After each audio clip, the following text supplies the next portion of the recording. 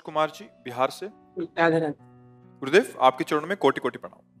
गुरुवर, मनुष्य तन पुण्य और पाप दोनों मिश्रित से मिला है, कभी सुख कभी दुख आता। गुरुदेव आप कहते हैं कि कृष्णाय वासुदेव वाला मंत्र का उच्चारण करो, कितने भी बड़ा समस्या हो खत्म हो जाए। गुरुदेव बच्चा, समस्या खत्म का मतलब है समस्या से लड़ने की सामर्थ्य आना। अगर भजन बल से हम इन समस्याओं को खत्म करने की बात कहें तो जिनका हम भजन करते हैं, जब भगवान वो अवतार लिए हैं तो सुबह राज तिलक होना था, 14 वर्ष का वनवास, पूरी अयोध्या समस्या में हो गई। 14 वर्ष तक भगवान के वियोग में दशरथ जी का पधारना, माता कौशल्या का वैधव्य होना, इसका दुखद स्वरूप संसार का है। हमारे अंदर ऐसा विवेक जागृत हो कि हम उसको सहकर निकल जाएं। जो जैसे छोटे बच्चे को कोई औषधि देनी होती है तो उसे मीठे में दिया जाता है, बर्फी में अंदर औषधि करके। वस्तुतः बर्फी नहीं खवा रहे, औषधि खवा रहे हैं। इस संसार का राग नष्ट हो जाना ही समस्त मंत्रों का, समस्त शास्त्रों का है। राग रहित होकर बर्ताव करना, दुख सुख को समान भाव से सह जाना, अपने स्वरूप का या अपने भगवान का ज्ञान हो जाना।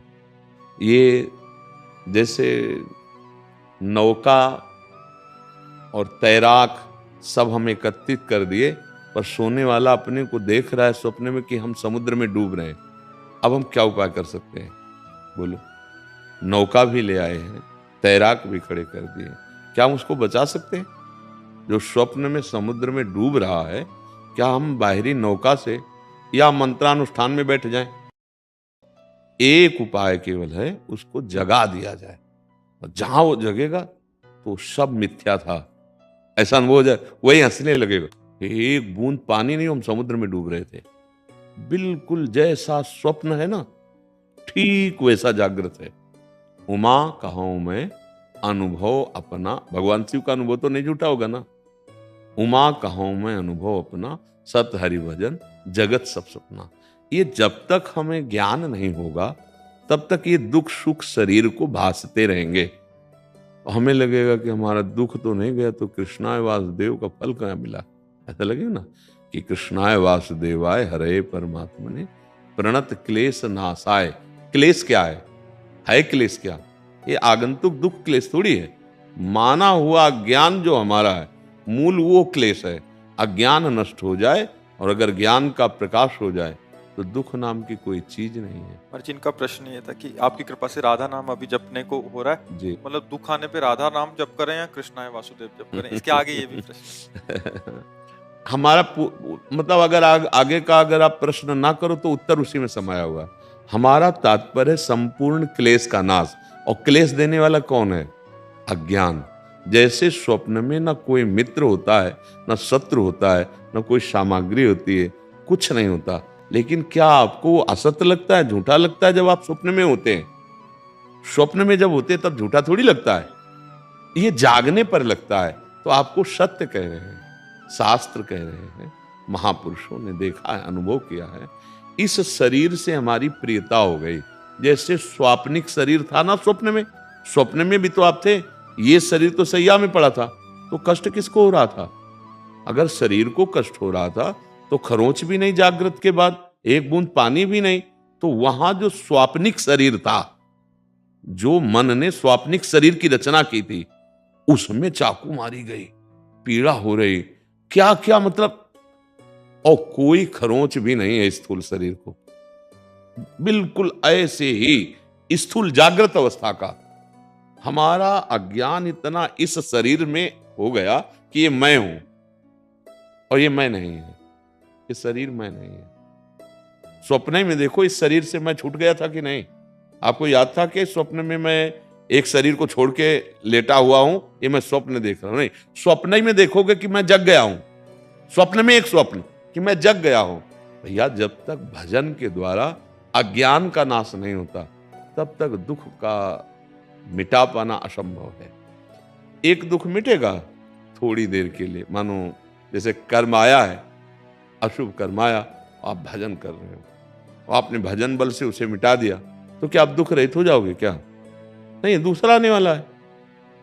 ये तो मतलब ऐसा क्रम लगा हुआ है दुख सुख का, जब तक पीछे का स्टॉक भस्म नहीं होगा, आगे सुधार नहीं होगा, तब तक ये क्रम चलता रहेगा। पुनरपि जननम पुनरपि मरणम पुनरपि जननी जठरे शयनम। अब इसका जो उपाय आप पकड़े हो, राधा राधा राधा राधा, अब ये मांगो श्री जी से, ठाकुर जी से, कि मुझे सहने की सामर्थ्य दो और इस नाम का फल ये हो कि आपकी प्राप्ति हो जाए, या मुझे वो ज्ञान हो जाए जो मैं जानना चाहता हूं कि मैं कौन हूं।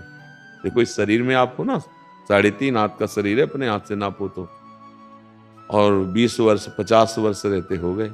हम बहुत जानकार हैं, लेकिन अपने को नहीं जान पाए अपने को। इसमें है, यही है, इसी के अंदर। शरीर को अपना मान लिए हो, मन को अपना मान लिए हो, स्वभाव को अपना मान लिए हो, बाहर और अपनापन फैला दिया, पत्नी पुत्र परिवार घर मकान, लेकिन आप अपने को नहीं जान पाए।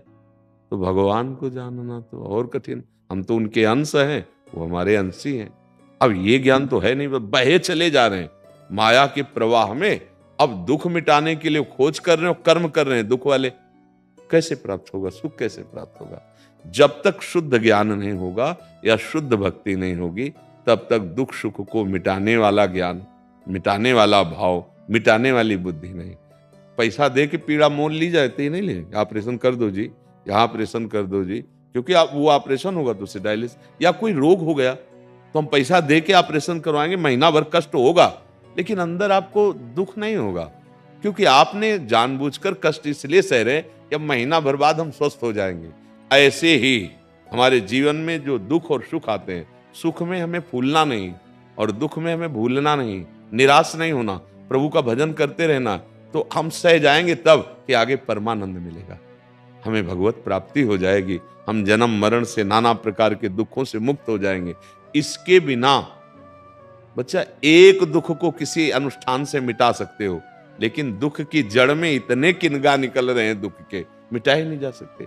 जैसे हम कभी कभी विनोद में पूछते हैं, एक बात बता दो आपको कि क्या आपको मिल जाए जिससे आपकी फिर कोई चाह नहीं रहेगी, आप सुखी हो जाओगे, तो आप बोल नहीं पाओगे। नहीं, सैकड़ों चाहें हैं, सैकड़ों चाह खड़ी हो जाएंगी, मतलब क्या है ऐसा जो एक मिल जाए? बोले अगर सुंदर पत्नी मिल जाए, बिल्कुल सत्य कह रहे हैं कि अगर मिल है ना सब गृहस्थ, तो क्या आप निष्काम हो गए? आप बोल दिए हाथ उठा के, अब कछुनाथ न चाहिए बोले। बच्चा, इस संसार में कुछ भी ऐसा नहीं है जो प्राप्त होने के बाद फिर ये हो कि अब मुझे कुछ नहीं चाहिए, चाहे वो सुख मान लो, चाहे आप दुख मान लो, कितना भी, कुछ भी। अब एक स्थान ऐसा है जिसके प्राप्त होने के बाद न यहां का सुख प्रभावित कर सकता है और न यहां का दुख, क्योंकि यहां सुख है नहीं, सुख की लेबिल में दुख बेचा जा रहा है। सुख की लेबिल, बड़े यहां रूप है सुंदर, और है क्या भैया? कौन सा सुख है? यहां मल्लाशय मूत्राशय और उनके द्वार, हम कितने आ सकते हैं? जो अच्छे अच्छे पदार्थ खाने के, 6 घंटे बाद विष्ठा, 5 मिनट बाद बमन कर दो तो देखने की इच्छा नहीं होगी।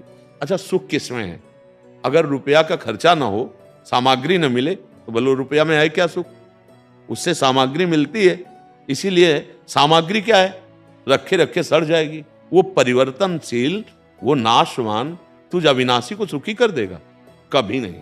इसीलिए कोई सुखी नहीं। सुखी वही है जो भगवान का भजन करते हुए ज्ञान को प्राप्त कर लिया, भगवान को प्राप्त कर लिया, तब हृदय से निकलता है, अब कछुनाथ न चाहिए, अब कृत्य कृत्य भयो, अब ये संसार सुखमय हो जाए, सब भगवत स्वरूप हो जाता है। जब तक हम भजन नहीं करेंगे, तभी हम कहते हैं भाई अगर सुखी होना है तो राधा राधा राधा राधा राधा। दुख देने वाला आचरण न करो। अगर तुम किसी को दुख दोगे तो 10% उसे दुख दोगे, 100% तुम्हारे पास लौट के आ जाएगा। भोगे नहीं बढ़े, चाहे जितना भोगते रहो। 10% सुख दोगे तो 100% सुख आ जाएगा। अब ये रास्ता समझ में आता नहीं।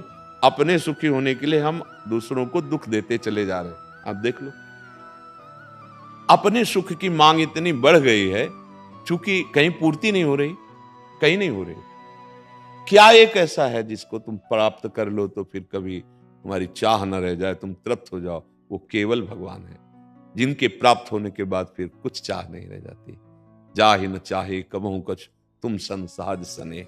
अब उधर रुचि नहीं हो रही, भगवान के भजन में मन नहीं लग रहा है।